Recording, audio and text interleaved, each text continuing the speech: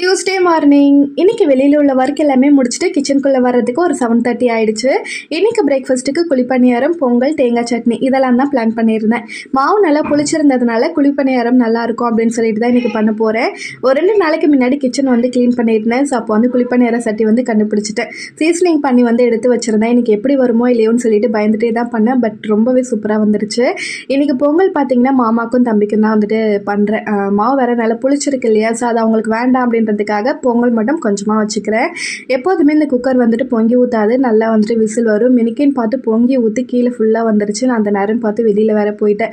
இதை வேறு அதுக்கப்புறமா க்ளீன் பண்ணணும். குழிப்பணியாரத்துக்கு வெங்காயம் கேரட்லாம் வதக்கி போட்டோன்னா நல்லாயிருக்கும். கண்டிப்பாக ட்ரை பண்ணி பாருங்கள். ரொம்ப சூப்பராக வந்துட்டு திருப்பறதுக்கெல்லாம் ஈஸியாக தான் வந்துச்சு. பொங்கல் எல்லாமே ரெடி ஆகிடுச்சு. உங்களுக்கு வந்துட்டு பிரேக்ஃபாஸ்ட்டு காம்போனா எந்த மாதிரி பிடிக்கும் அப்படின்னு சொல்லிட்டு மறக்காமல் கமெண்ட் பாக்ஸில் கமெண்ட் பண்ணுங்கள். வீடியோ பிடிச்சிருந்தா கண்டிப்பாக லைக் பண்ணிவிட்டு சப்ஸ்கிரைப் பண்ணிக்கோங்க. பாய்.